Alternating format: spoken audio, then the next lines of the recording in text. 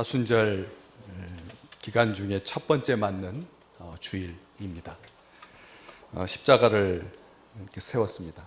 그리고 예수 그리스도를 깊이 생각하라 라고 하는 말씀으로 우리 믿음의 식구들에게 주십니다. 접속사가 그러므로 라고 되어 있으니까 앞쪽에서부터 이렇게 쭉 연결되는 그런 말씀인데, 이 히브리서 기자가 주의 백성들을 부르는 호칭이 아주 참 독특합니다. 함께 하늘의 부르심을 받은 거룩한 형제들아. 우리가 로마 카톨릭에서 남자 성도들끼리 부를 때 형제님, 그리고 자매들끼리 부를 때 자매님 이렇게 부릅니다. 직책이 없으니까. 신부님만 있고 수녀님만 있고, 그리고 성도들 간에는 직분이 없으니까 그냥 남자는 형제, 여자는 자매 이렇게 아주 간단하게 그렇게 부릅니다. 그런데 교회는 직분이라고 하는 게 있어가지고 장로님인데 집사님이라고 부르면 기분 나빠하고, 또 집사님인데 뭐 이름 부르기도 좀 뭐하고, 자기보다 나이가 좀 어리면 무슨 집사 이렇게 부르기도 하고, 호칭 문제가 참 애매한 공동체가 교회입니다.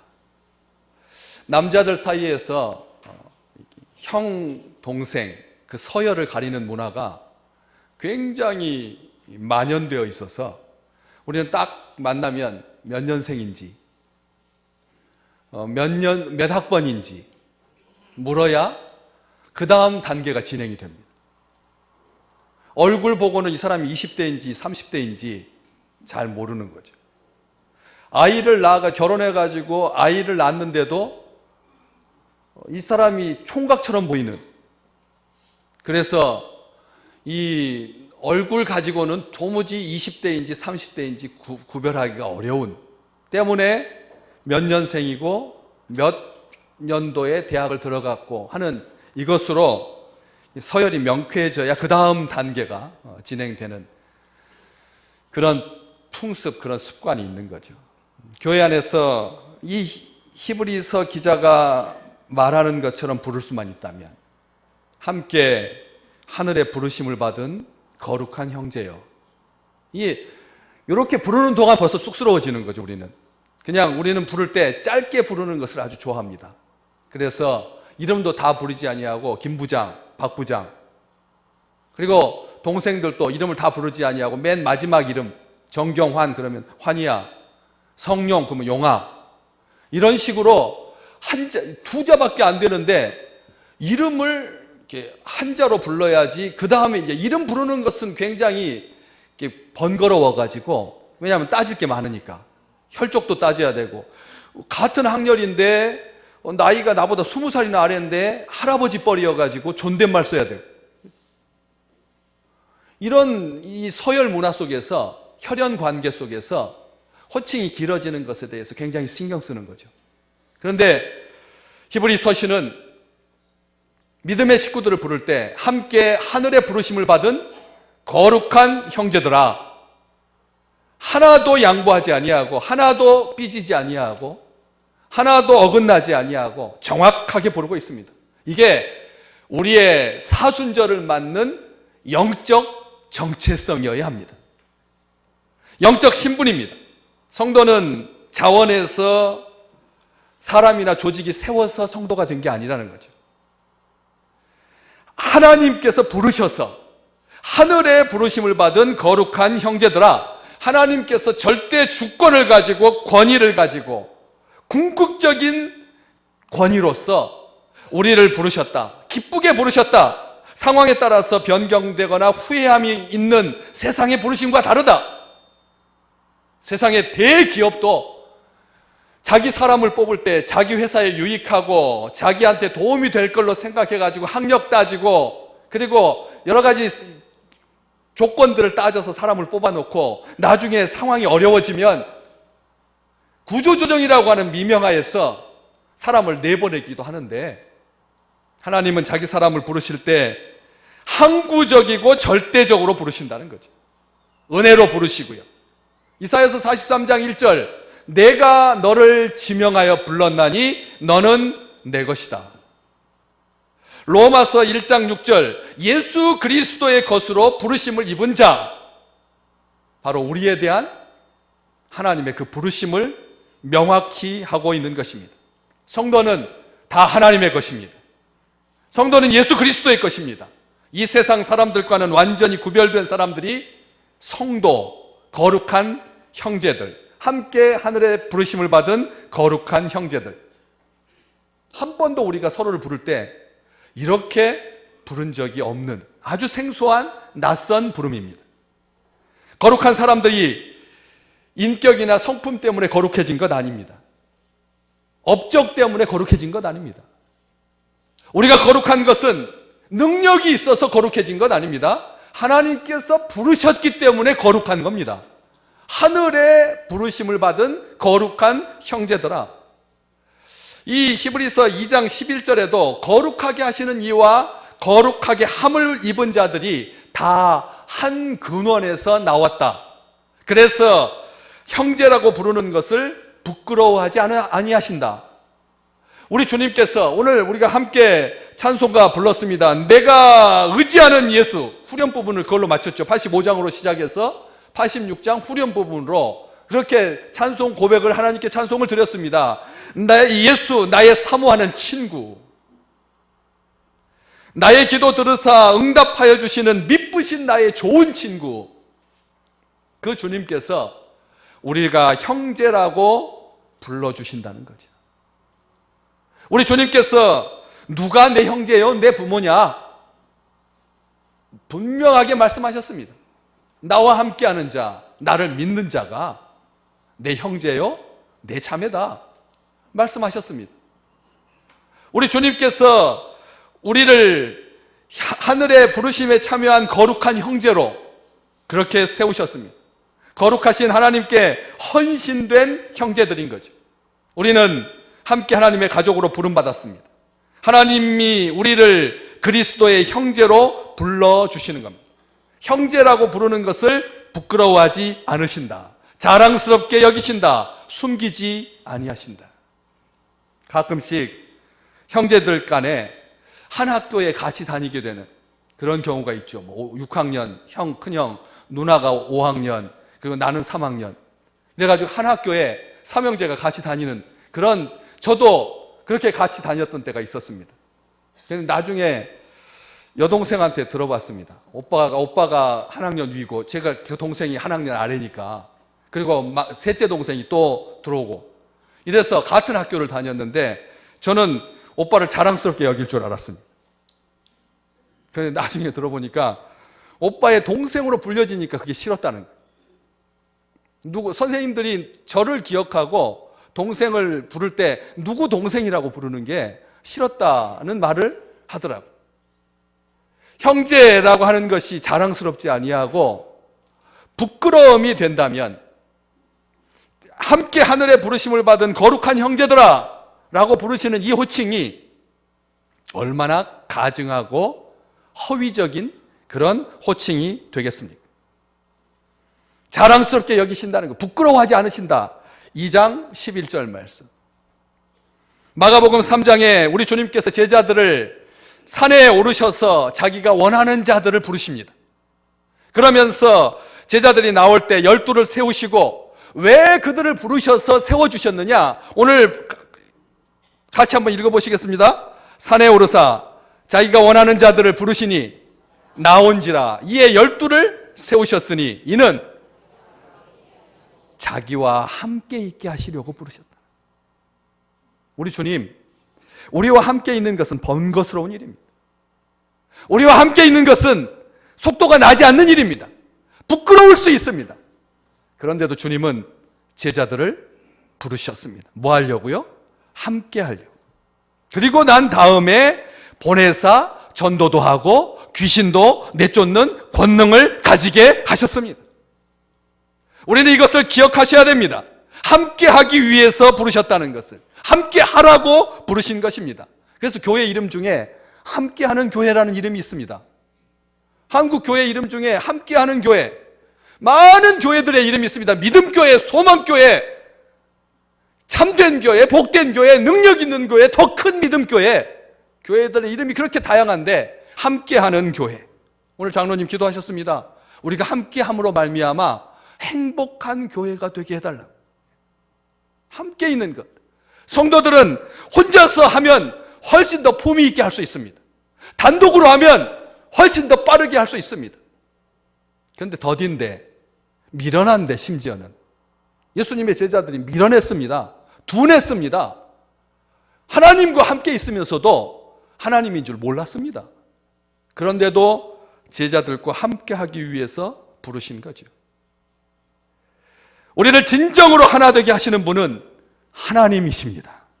하나 되는 것은 능력인 것이죠. 자주 제가 말씀드렸지 않습니까? 가치 있는 것이 가치 있는 일이라고. 가치 있는 것이 가치 있는 일이라고. 아프리카 사람들의 속담 가운데 빨리 가려고 하면 혼자 가라. 그러나 멀리 가려면 함께 가라 라고 하는 말이 있습니다. 참 아프리카 사람들의 속담 격언들은 굉장히 영적입니다.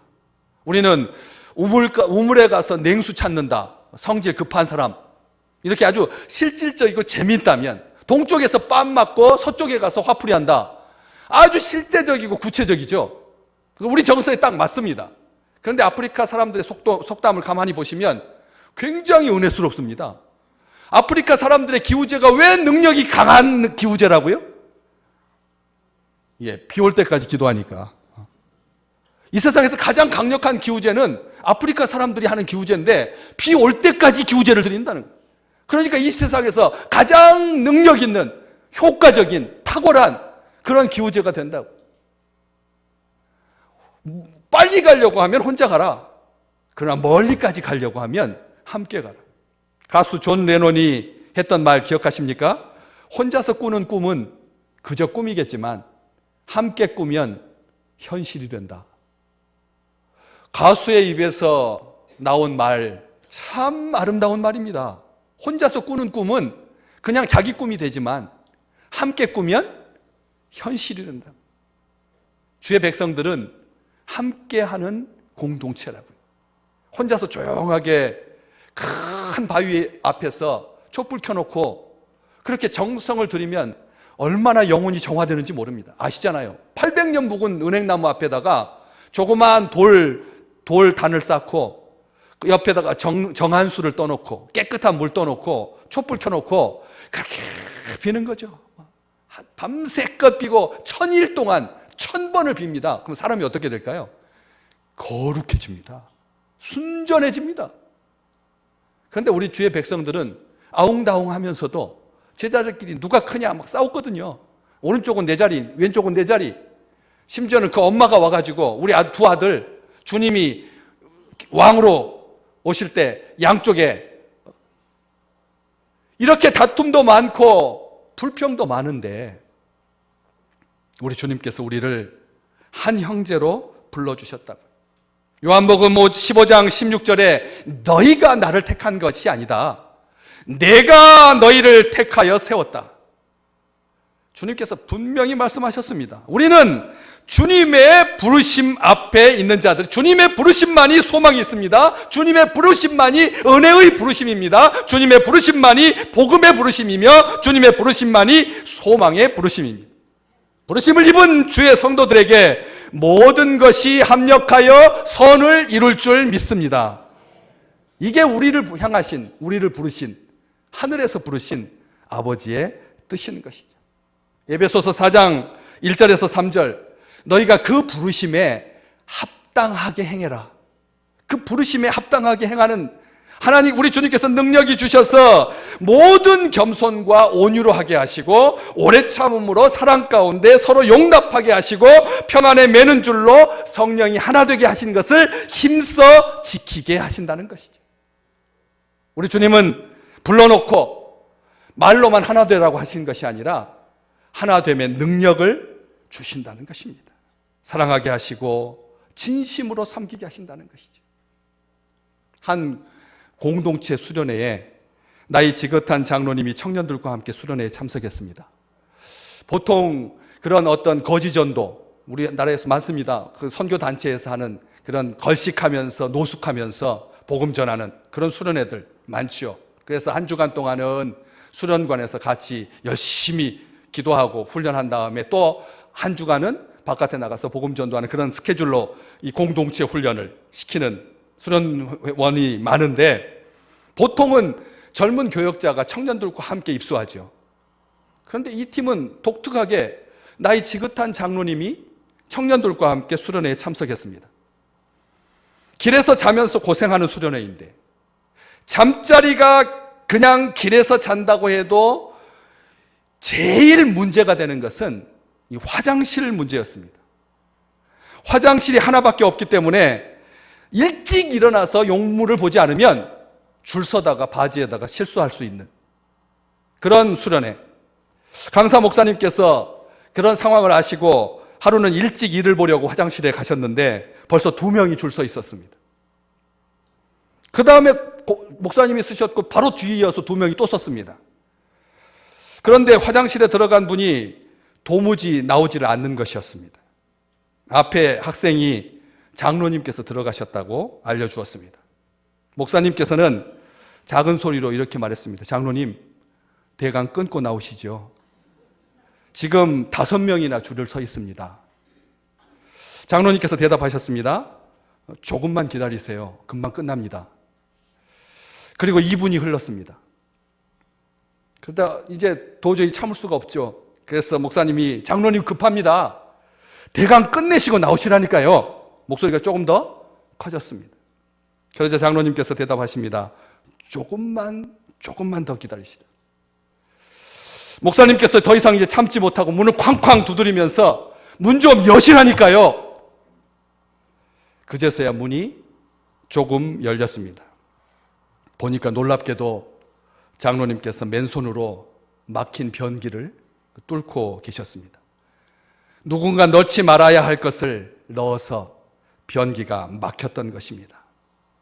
장로님께서 목사님을 보시면서 이제 됐습니다 말씀하셨습니다. 깜짝 놀라신 목사님께서 아니 우리들한테 시키고 젊은 사람들한테 시키고 스태프들도 있고 관리하는 사람도 있는데 장갑 끼고 하셔도 되는데 왜 그렇게 험한 일을 하셨습니까? 장로님 답하십니다. 목사님, 장로가 뭡니까? 굳은 일 하라고 하는 게 장로지요. 죄송합니다. 조금 빨리 했어야 하는데.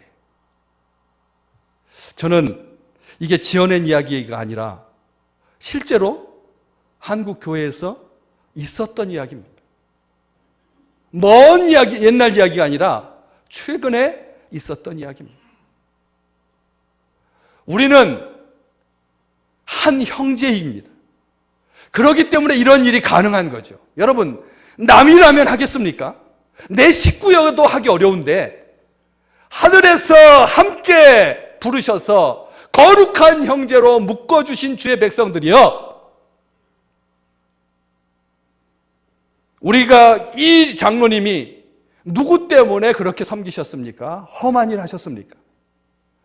예수님 때문입니다. 예수님이 누구십니까? 이 사순절 기간 동안 우리의 생각을 사로잡아서 예수 그리스도를 깊이 생각하라. 예수님은 하나님께로부터 보내심 받은 사도이고 예수님은 우리의 속죄 사역을 감당하는 대제사장이다. 예수님은 우리의 사도요 대제사장으로 믿고 고백하는 분이다. 우리가 믿고 고백하는 믿는 도리의 사도이신, 이 믿는 도리라고 하는 말이 사도신경이라고 하는 말입니다. 믿는 도리라고 하는 말이 입술로 고백하는 신앙, 사도신경, 라틴어로는 내가 믿는다라고 하는 말입니다. 사도신경은 내가 믿습니다. 믿음 좋은 할아버지 장로님 바지가랑이 붙잡고 천국에 가는 것이 아니라 내가 믿나이다. 그런데 그 내가 믿나이다라고 하는 신앙 고백이 두 단어에서 나왔죠. 하나는 심장, 하나는 드린다라고 하는 말에서 출발한 것입니다. 심장을 드린다. 내가 주님께 내 생각을, 내 심장을, 내 중심을 드린다. 그래서 나는 심장이 없고 그분의 심장을 빌려서 산다. 그분의 영과 그분의 정신으로 산다. 신앙은 마음입니다. 정신입니다. 하나님께서 말씀하셨습니다. 나는 기름진 재물보다 상하고 통회한 마음을 기뻐한다고, 중심을 보신다라고. 우리 주님은 하나님의 구속 사역을 이루기 위해서 세상에 보내심 받은 하나님의 사도입니다. 사도라고 하는 말은 보냄받은 자라는 뜻이죠.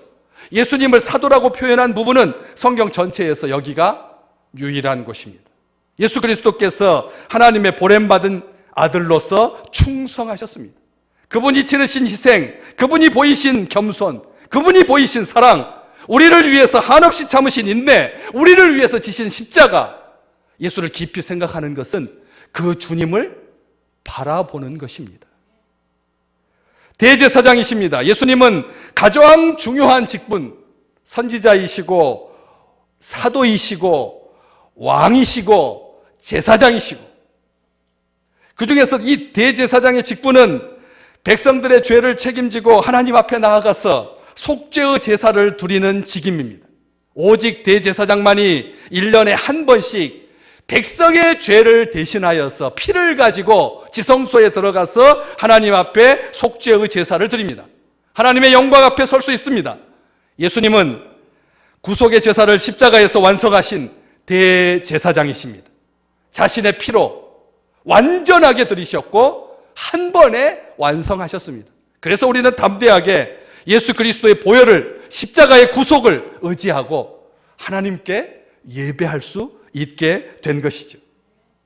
예수를 깊이 생각하는 사람, 함께 하늘의 거룩한 부르심 앞에 형제된 주의 백성들은 이 사실을 기억하면서 우리의 모든 죄를 해결해 주시는 분은 예수님밖에 없다라고 하는 것을 인정하는 사람들입니다. 죄사함에 대한 흔들림 없는 확신, 속죄의 은총에 대한 흔들림 없는 담대함, 이것이 우리의 대제사장을 입술로 고백하는 신앙 고백이요 믿음의 도리인 것이죠. 대제사장은 백성들의 죄를 가지고 하나님 앞에 나아갈 뿐만 아니라 하나님의 용서와 축복을 백성들에게 나와서 선포하는 자입니다. 우리에게 저주가 아니라 복을 주시는 분은 예수 그리스도이십니다. 우리에게 심판이 아니라, 멸망이 아니라 우리에게 평안을 주시는 분은 예수 그리스도이십니다. 하늘의 신령한 복, 땅 위에 기름진 복, 건강의 복, 자손의 복, 평강의 복, 은혜의 복, 지혜와 총명의 복, 감사와 기쁨의 복, 예수 안에서 모든 문제의 답이 있습니다. 예수님은 모든 신앙의 갈등을 해결해 주시는 분이십니다. 예수님은 인생에 풀리지 않는 모든 문제의 열쇠가 되십니다. 예수님을 통해서 우리는 창조주 하나님을 만납니다. 예수님을 통해서 우리는 죄의 문제를 해결받습니다. 예수님은 내 안에 거하시는 하나님이십니다.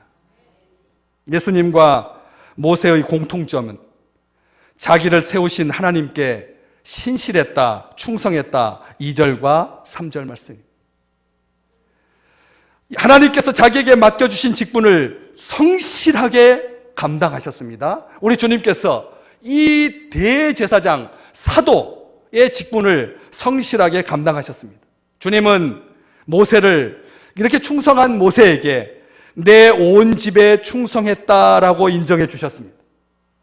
모세는 이스라엘 사람들에게 특별한 존재입니다. 그는 하나님과 대면하여서 친구처럼 대화를 나눴던 귀한 분입니다.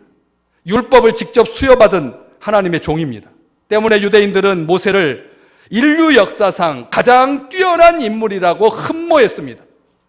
율법의 권위가 절대적이었듯이 모세의 권위도 절대적이었습니다. 그래서 예수만 믿어서는 안 되고 율법도 지켜야 한다라고 하는 율법주의가 생겨날 정도가 되었습니다. 바로 그런 생각을 가진 사람들에게 준 편지가 히브리서입니다. 모세가 얼마나 존귀한 자였으면, 흠모할 만한 자였으면 예수만 믿어서는 안 된다. 거기에다가 율법도 지켜야 된다. 율법주의가 모세에게서 시작될 만큼 모세는 존귀한 자였습니다. 그러나 오늘 본문 말씀은 말합니다. 그럼에도 불구하고 충성적인 측면에서는 같다 할지라도 신분적에 있어서는 본질적인 차이가 있다. 모세가 집이라면 예수님은 집을 건축한 건축자이시다. 모세가 하나님의 집의 종이라면 예수님은 하나님의 유업을 물려받은 하나님의 아들이다. 모세의 사역과 모세의 예언은 예수 그리스도를 향하고 있지만 예수 그리스도는 그 사역과 예언의 성취자시다, 분명히 말하고 있습니다. 종으로서의 충성은 한계가 있습니다. 장로님의 그 험한 봉사와 섬김, 진정 어린 사랑, 이것도 색안경을 끼고 바라보면 가증스러운 사람이라고 평가받을 수 있습니다.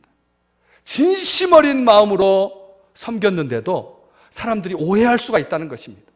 그래서 모세는 이스라엘 백성들을 인도하다가 하도 원망하고 하도 불평하고 힘들게 하니까 하나님께 뭐라고 기도했냐면 차라리 저를 죽여주십시오, 그렇게 기도합니다. 그런데 우리 주님은 어떻게 하셨습니까? 우리의 구원을 위해서 죽기까지 복종하셨습니다. 빌립보서 2장 10절과 11절 말씀 우리 함께 같이 읽어보겠습니다.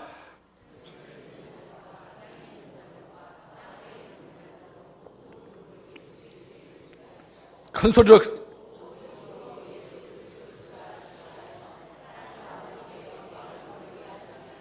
아멘. 그렇게 충성하신 아들을 하나님께서 너무나 사랑하셔서 이 예수의 이름을 지극히 높이시고 모든 무릎을 그 앞에 꿇게 하시고 모든 입으로 주라 시인하게 하셔서 아버지께 영광을 돌리게 하셨느니라. 예수 그리스도는 하나님의 아들로서 충성하셨습니다. 십자가에 죽기까지 복종하셨습니다. 하나님의 온 집을 든든하게 세우셨습니다. 이 예수 그리스도를 깊이 생각하는 그리스도의 절기가 바로 지난 수요일 날 작년 종려나무 가지로 장식했던 종려나무 신앙, 다윗의 자손 호산나 예수 그리스도의 아들이시여 했던 것을 태워가지고 재로 만들어서 1년 동안 보관하다가 수요일 날 이마에다가 그 재를 바르고 하나님 앞에 우리는 흙에서 왔으니 흙으로 돌아갈 뿐입니다, 그렇게 겸손하게 시작된 사순절. 지난 주간 놀라운 뉴스를 봤습니다. 미국의 고위직 관료인 두 분이 이마에다가 재를 묻히고 방송에 출연했습니다. 그래서 사람들이 옆에서 수군수군했습니다. 저 사람이 아침에 얼굴 거울도 안 보고 나왔나? 그랬더니 나는 크리스찬입니다. 사순절을 시작하면서 재를 이마에 바르고 나의 무익함과 나의 허망함과 우리 주님께서 나의 전부가 되시는 온전하신 분이라고 하는 것을 고백하는 신앙으로 이마에다가 재를 묻히고 나왔더라고요. 이제는 신앙은 숨기는 시대가 아닙니다. 이제는 예수 믿는 것을 부끄러워해서는 안 됩니다. 당당하게 예수 그리스도를 깊이 생각한다라고 하는 말은 바로 그런 의미입니다. 신비주의자들이 말하는 것처럼 묵상이 아닙니다. 깊이 생각한다라고 하는 말은 생활을 팽개쳐 두고 예수만 생각하고 있으라는 말이 아닙니다. 찬송만 부르고 있으라는 말이 아닙니다. 기억하셔야 됩니다. 생각으로 만물과 하나가 되는 것, 이것이 깊이 생각하는 의미가 다가 아니다라고 하는 거예요. 사람들은 생각하기보다는 느끼고 감각적인 것을 좋아합니다. 그래서 사도 바울은 로마서 8장 6절에 육신의 생각은 사망이고 영의 생각은 생명과 평안이다, 그렇게 말했습니다. 예수를 깊이 생각한다라고 하는 말은 집중적으로 생각한다, 이게 1차적인 의미죠. 그러나 두 번째는 무엇입니까? 마음과 생각을 우리 주님께 고정하는 것입니다. 고정한다, 픽스 온, 주님께 고정하는 것입니다. 깊이 주의하여서 그 속에 있는 뜻을 배워서 아는 추상적인 믿음이 아니라 인격적인 관계적인 믿음, 예수 그리스도를 바라보는, 완전히 몰입하는, 예수 그리스도께 빠지는, 마음의 주인이 바뀌는 우리의 가치관과 행동이 그분의 삶과 말씀을 통해서 우리의 행동으로 나오는, 쥐어짜면 예수 그리스도가 나오는, 탁 쳤더니 억하고 죽는 것이 아니라 우리가 주님께서 우리를 만져주시고 무엇을 생각하느냐에 따라서 행동이 달라지기 때문에 그렇습니다. 생각은 그 사람의 인격의 기초가 되고 인격은 그 사람을 다는 저울이 됩니다. 그래서 잠언에도 보면 그 사람의 생각이 어떠하면 그 사람도 그러하다. 생각이 그만큼 중요하다는 것입니다.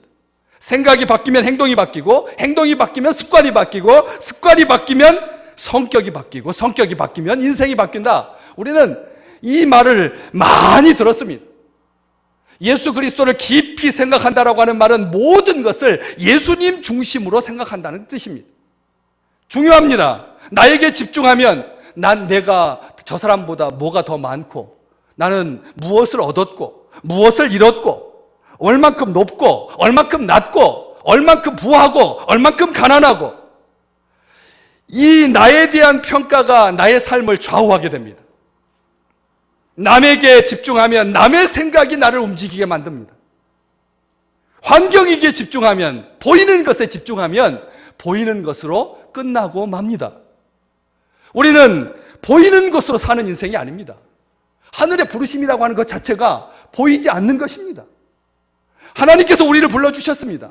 우리의 보이는 것으로 승부를 걸지 아니하고 본질이신, 보이지 아니하시는 하나님으로, 하나님의 능력은 고린도후서 10장 5절 말씀, 모든 이론을 무너뜨린다. 하나님을 아는 것을 대적하여서 높아진 것을 다 무너뜨린다. 모든 생각을 사로잡아서 그리스도에게 복종하게 하신다. 이것이 하나님의 능력입니다. 예수 그리스도를 깊이 생각한다라고 하는 말은 하나님께서 능력으로 모든 이 하나님을 대적하는 것들을 무너뜨리신다. 하나님께서 모든 생각을 사로잡아서 그리스도에게 복종하게 하신다. 이 말로 힘을 얻게 되는 것입니다.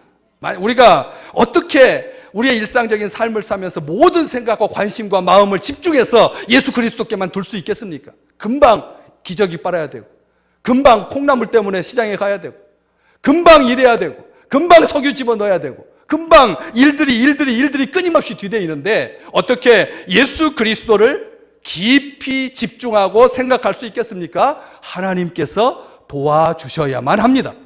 그래서 베드로후서 3장 18절에 오직 우리 주 곧 구주 예수 그리스도의 은혜를 아는 지식에서 자라가게 하시는, 아는 지식에서 자라가게 하시는, 예수 그리스도를 더 깊이 알아가는 그런 사순절 함께 하늘의 부르심을 받은 거룩한 형제들 되시기를 주님의 이름으로 축복합니다.